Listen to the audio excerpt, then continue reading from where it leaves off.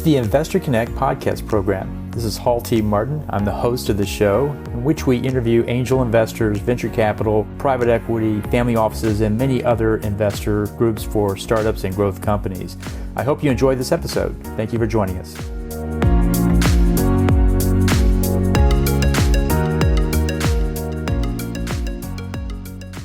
We have with us Jason Seitz of Ticket Rewards. Jason, if you can launch your slides and kick off, I'm ready. All right, all set? Yep, we see your slides. You're good to go. Okay, thank you. All right, so let's see. We started off with getting all cleaned up to go out, and then we had a drink, and then we had something on the brain, and so now let's go out and have some fun. All right, so we're going to talk about Ticket Rewards, live entertainment as a service, and who are we and what do we do? We are basically a ticketing company, or we have big relationships in live entertainment, and basically we work directly with presenters, promoters, sports teams, and venues directly, and have strategic inventory about $500 million worth of ticket that we get consigned. Because what we do is we actually work directly with brands, and we're the behind the scene partner of HBO Max or Celebrity Cruises, Hearst, and many others. And what we do is we actually give them access to tickets, whether it's a pre-sale, an incentive that we do, or a loyalty program that we do. And then the consumer actually gets a big benefit of getting access to these tickets, so they get a lot of loyalty back to the brands. And then the consumer will go to the events, and just doing this as quickly, but goes to the events, has a great time, and then they actually have an emotional connection back to the brand, whether it's HBO, Celebrity Cruises, San Francisco Chronicle, and I'll give you some case studies of how this has worked. And then their engagement and retention goes up. So it's a lower cost of acquisition, a lower cost of retention, and in the end, lower churn for the bunch of the companies that we're working with. So in the case study of like Celebrity Cruises, they're trying to keep people engaged in between their cruises. The number one email that they send out to their Captain's Club members is the live entertainment emails that we send. They actually get 40% higher open rates and 20% higher click-through rates when they're giving these. So also, while we were building our business, because we are fully functioning ticketing company already, we ran into HBO Max, and who highlighted that churn is the killer in the business, and they're looking for ways to keep people on their platform. So we've done a 6-month pilot with HBO or with Max, and they are going to be moving forward with us with their loyalty program. So here's our big opportunity. It's very big in the sense that brands are looking for ways to keep people engaged and retained. The cost behind it is high. We actually have a low-cost solution for them. The live entertainment space is totally untapped. And then the live entertainment space is a bunch of small businesses that we know we can put in one platform. Little tidbits to know about retention and growth. Just a 5% increase in retention can actually increase profits by 25 to 95%. The cost of acquisition is 5 to 7 times higher, more expensive than actually retaining consumers. And we do an incredible job of retaining the consumers they already have. And more loyal consumers spend 67% more on rather than new ones. So our solution has been a mobile-first, co-branded, white-labeled redemption platform for live entertainment. We have multiple ways to do it. We actually have about 4 different revenue streams that we actually actively are already doing. As I mentioned, we have about $500 million worth of consigned inventory, from your likes of Andre Bocelli to New Kids on the Block. Whether you're Yankees or a Red Sox fan, we actually work with all of them. We also then have access to $1 billion plus of marketplace inventory with over 35,000 live events. It seamlessly integrates into programs. It's very easy, based off of push notifications or emails. It drives engagement, retention, and brand loyalty. And then the best part is that we get feedback from all the brands that we work with, that consumers are saying thank you back to the brand. Thank you to Celebrity Cruises for getting me out to this event. This is a very big marketplace in the ticketing space. We know this space very well. We are passionate about live entertainment. But the interesting thing is the loyalty and reward space in itself is even larger. So we are working with enterprise brands, the Fortune 500 companies, and when we get them on a phone call, they're looking for ways to integrate us. Here's our current client base. These are brands that you know: United Mileage Plus, HBO Max, Celebrity Cruises, Hearst, many different programs that we do with the newspapers to keep their subscribers activated. We work in the vacation timeshare space, and then a bunch of companies that you're probably unaware of. We also have a marketplace of our own in which we're moving about $2 million worth of tickets already. We finished off the year so strong, we actually made a profit. Our active pipeline, which we need help because there's so many different companies out there, because we have industry agnostic for our approach. These are already companies that we're talking to, and the good news is Fandium actually just came on board. Travelzoo's a company that has over 19 million subscribers in the United States. One Eater Flowers is starting in 2 weeks. Go To Foods, which is your Jamba Juice, Whataburger, they're all in negotiations right now to start by the beginning of July. And then we have a massive opportunity with Lyft that I believe we're having a phone call while I am on this phone right now about starting in March to be the provider of tickets for them and their 45 million transactions that they have a month. If we're able to help them change their share by 1%, it helps them get about $1 billion worth of value to their company. We have a bunch of other leads that we have, but to be honest, we're not touching enough companies right now. And that's why we're doing a raise, because we can reach out to the nonprofit world. Fandium did that. They're working with a number of nonprofits that basically used our incentive tool to raise more funds for their nonprofit. Here's some customer success stories. Hearst Corporation, we started giving them deals in different marketplaces. It went so well because 50% of the people were actively engaged in our product were people they thought were going to unsubscribe. So they went from just doing 1 email to now doing 4 emails a month with our products. And we have high variability of working with Broadway shows to concerts to your favorite sports teams. United Smiles Plus did a test in October of 2024, and now we are now the provider of their exclusive products for all of their live entertainment needs that are in 9 of their hub markets, and we're trying to convince them to do about 30 different markets.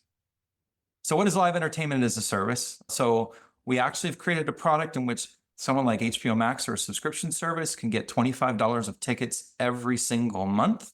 It expires at the end of the month, so it comes up again, and they get another 25 the following month. It helps because now they have something to leverage when someone's trying to unsubscribe. It works on 30,000 events. As I mentioned, we have a lot of inventory to sell that's both consigned and founded through multiple marketplaces that we work with.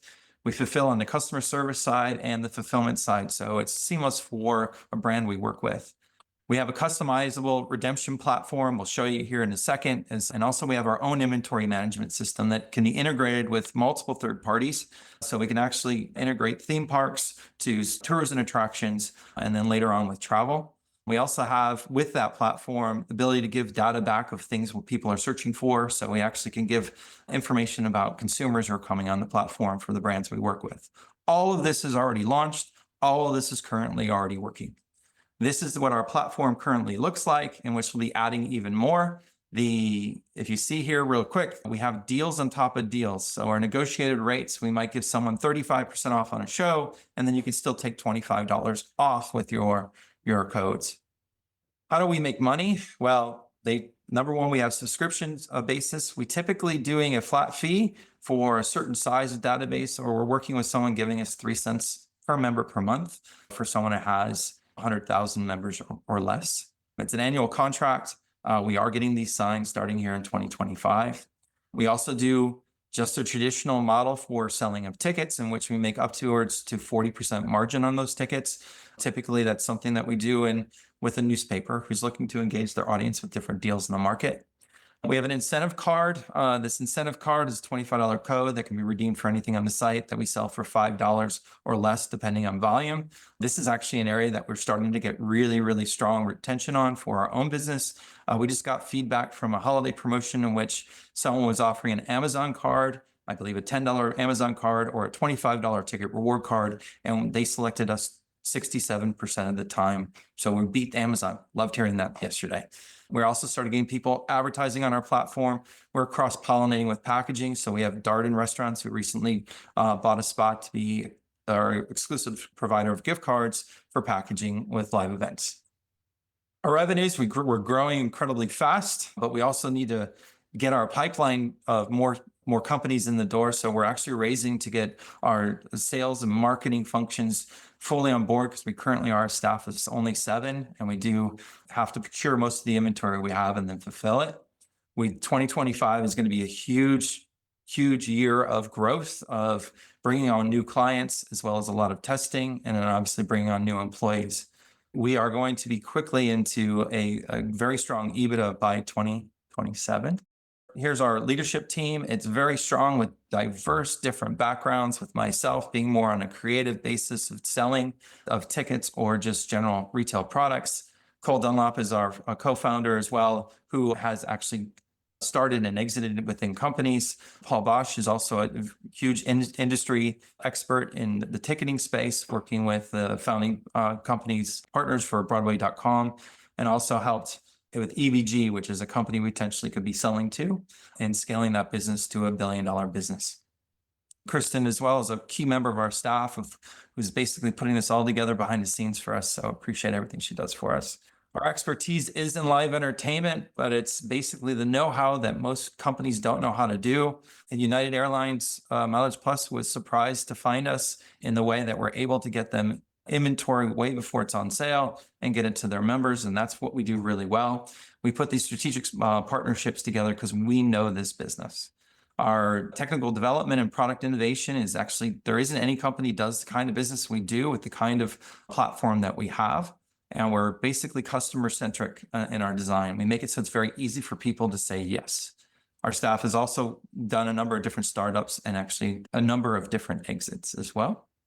Our investment opportunity is a $2 million round. We've already got $320K committed with a $10 million cap on a safe note. Our mostly what we're going to be spending this on is sales and marketing, going to shows, going to events where we can get additional new leads. It's interesting. We work within the nonprofit space to Fortune 500 companies, the gift card space to retail products to subscription businesses. The other thing we'll be doing this year is also adding new products like tours, attractions, theme parks, and then eventually travel, which is obviously an even bigger subset of this area. Our exit strategy is going to be acquisition. While we've been doing this raise, one of our strategic partners has actually given us a term sheet potential to acquire us. It's actually higher than what we're looking for on the cap, $10 million cap currently. We also got great feedback from one of our clients who purchases with us already, and they basically said, once you scale, we would like to buy you. Also, there's large companies as an entertainment benefits group, AEG, which is a competitor to the Live Nation, and Blackhawk. If you ever go buy a gift card or Incom, you're buying them through a facilitator, which is Blackhawk and Incom, which are multi-billion-dollar companies. On here, 10 Capital did a great job of just highlighting some other companies in this space that have already evaluations that are multiples of 6 to 8, which in the ticketing space, it can actually be quite larger if we're doing it in our SaaS business. And that's my 10-minute pitch. So one other thing I do want to show you, just so you can actually see, is this is what our emails look like when people are sending something out. San Francisco Chronicle trusts us to actually write their content for us. HBO Max, this is when they were giving $25 every month to their subscribers. We have worked with Oprah as well, and this worked for Hearst in trying to get people to sign up for Oprah Daily Insider. Great job, Jason. Thanks so much. Vadim, what's your first question? Where are you based? Austin, Texas. Austin, Texas. So all of you, the vast majority of your clients is remote sales. Every single one of them are, yes. So we are very, very good into getting into big companies and finding the right person to talk to look at our programs. Most of our team is distributed though. So we have people in New York, South Carolina, Austin, Texas, Chicago. I actually am sitting in the UK right now because my wife got a great opportunity for a job. Noah, what's your first question? Ticket rewards. You're a reseller of tickets, or do you originate the tickets? So we do both. We actually work directly with the venue. So it'd be a first time sale of a ticket versus it being bought and then resold. We're basically finding alternative channels. And that's why they give us sometimes 50% off their tickets so they could sell it earlier. And these shows are, I'll just give you an idea. In San Francisco, we moved 2,500 tickets for Hamilton over the holidays, over the last 4 weeks of the year. And we got those 6 months prior. And then brands were able to leverage that opportunity to get these tickets for a good value. And then later on in the process, that show was sold out. And so we were the only one to really have that inventory. I remember I went to that show and I thought the ticketing was weird. The one thing about our space is that most people don't know how to get a ticket, which is a big opportunity. And whenever you see an opportunity where distribution models are sort of not defined. The consumer doesn't know where to get it. And we push something in front of somebody, they say, thank you for sending this. I might not go, but they say, thank you for letting me know. I mean, it's pretty incredible, the open rates of our emails. HBO Max, which has incredible content that we all love to watch and stream. We actually had higher open rates with our product than their own because of the stuff that people were looking to do. How do you find the events yourselves? How do you, what's your origination? We're deeply cost? rooted. My company, the company I used to work for was Travel Zoo. If you're familiar with that company, I started their live entertainment space from scratch. So I became your Uber connected company and live person in live entertainment. We've hired other people who are also just as connected. And so because we're offering basically free marketing to these venues, these shows, these sports teams, they'll give us inventory at a net rate or a rate that's very affordable that we can package up and make a margin on. Or basically put it into a platform that when you redeem $25, it looks like you're getting an amazing deal when we're still also making money on it as well. Clever. And it's fun. It's a fun industry to be in. So because you get to go to all the events if you want to. used to, yes. I got 2 kids now, so. Okay. So you stay home and stream. And what is I mean, I've seen this come through to me from my Vistana ownership. And yeah, so that's like the Westin Marriott conglomeration of vacation homes. And they're now selling events like this. Is that through you?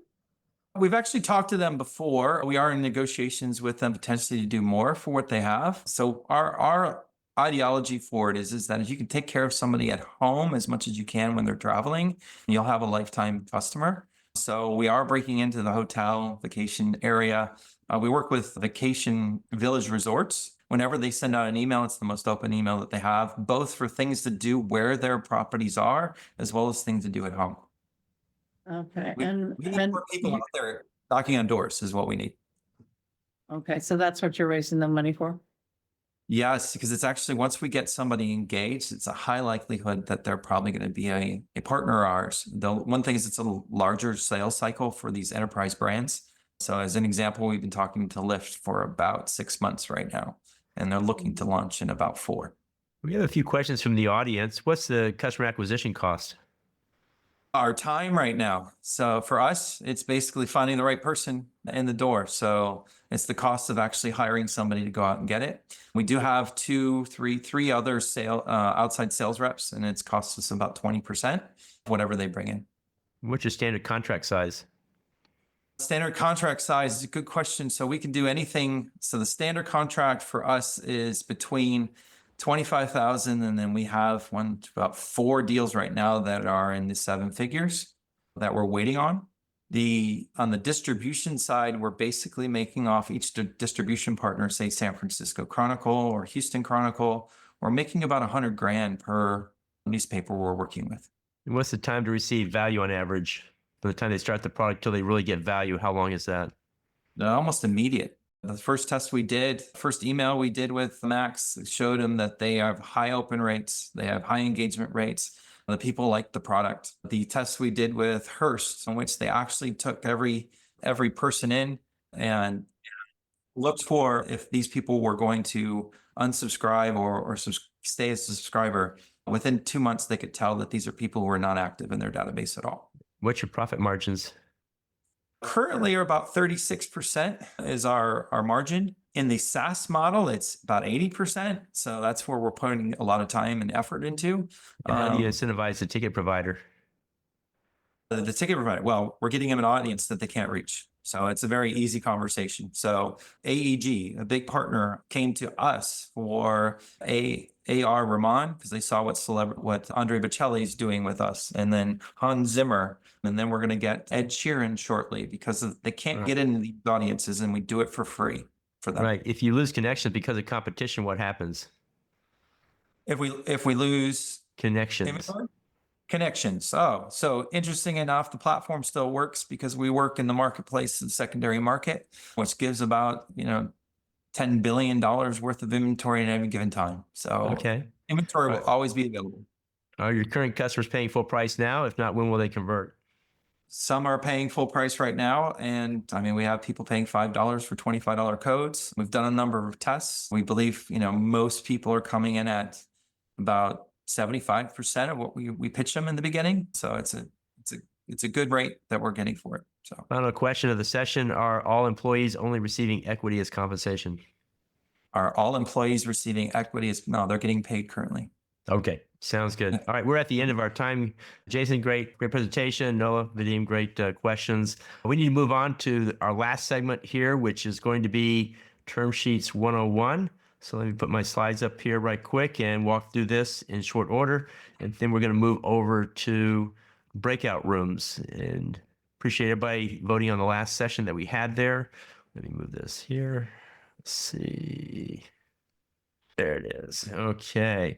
So those in the audience that are investors, many people are new at this. And so they're looking at term sheets, wondering what some of these terms mean. And so just wanted to walk through some of the key term sheets that people ask me about from time to time. If you have any questions, put it in that chat box. But some of the key terms that we often come up with that we want to talk about are things like, if you understand some of the financial parameters to look for in a term sheet, it will help you. What type of security is this? A safe note, convertible note, price round? How much is the investment amount that they're asking for overall? And then also, what is pre-money valuation? For those who are unfamiliar with startups, we use the pre-money world rather than share price. And just to give you the equation of ownership, pre-money plus investment equals post-money. Investor will get the investment divided by post-money as a % ownership stake. Sometimes you do see price per share in price rounds, and you want to look at safe notes and convertible notes as to what are the conversion triggers for those. Make sure there are conversion triggers in the term sheet is what I found. And then sometimes there are dividends as well. So some of the key things to look for there to help you. Term sheets are either slanted toward the founder or they're slanted toward the investor, and we sometimes try hard to balance it between the two. But if you look at a term sheet, these are some symbols that tell you that you're looking at a founder-friendly term sheet. There is no expiration date on the investment offer. The option pool comes out of both the investor's portion as well as the founder's portion. Typically in the Series A, you set aside 15% of the shares to pay the employees. Well, it goes up to 20 if you go to later stage. And so somebody has to pay for that. Who is paying for that? There is no confidentiality agreement. The founders are free to talk to anyone about the deal. There is no liquidation preference for the investors. That means it's a very friendly founder sheet. And finally, the startup does not pay the investor legal fees. If you were to invert all of this, you would have an investor-friendly term sheet. So next time you look at a term sheet, you might want to think about which of these things are at play in the one that you're looking at. When you're going into a term sheet, I always say it's not a formula, it's a negotiation. I always think about this because valuation, while there may be metrics and there be standards for how you calculate valuation, ultimately it is a negotiation between the two. Liquidation preferences are also negotiated. Sometimes they're in, sometimes they're not. If the investor doesn't believe the company is at the valuation that is being asked, well, a liquidation preference can sometimes balance things out. Investor or founder share rights can also be balanced out as well. And you can also include redemption rights. We'll talk about that more here in a moment. One of the most common tools out there is the convertible note. Basically, it's a debt instrument that converts to equity later. And it's valuable because it's a rolling close. You take the note out, go talk to investors as a startup, and they sign the check, you sign the note, the money goes into the business the next day. You can actually stack up several notes, one on top of the other. If you stack up too much, you will be undergoing greater dilution than you think. So you have to be careful about that.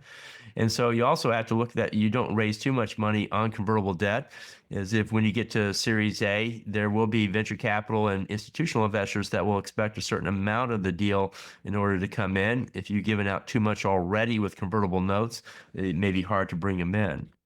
Also, it's very good for seed rounds and bridge rounds. You don't necessarily need a lead investor to go into it. It avoids setting the price in the very early stages. It's very hard to find a lead investor because there's just not enough information to make a decision about this. And it can keep the cap table simple. When the note matures, it will convert, or if there's a follow-on qualified pricing round, it will convert at that point as well. One thing about convertible notes is that they typically don't have any protective provisions, very little about, sometimes they have information rights, but not anything with boards or the other things that you may want to go in there.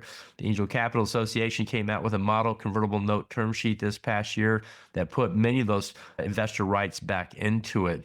I recommend you look at that. The valuation is not fixed. What you have instead is a valuation cap. That means that the valuation will not be higher than that number. And if it converts it without a qualified pricing round, it will convert at the valuation cap. The other disadvantage of a convertible note is that you don't get any qualified small business stock tax benefits, 1202, 1245, and the like, because you must be in an equity deal for 5 years before QSBS comes into play. But it is a great way to start off an investment round when you don't have anything else. I brought up the convertible note because we have a new convertible note ourselves. We call the 3X and 3. It basically gives the investor at their sole discretion a redemption right at year 3.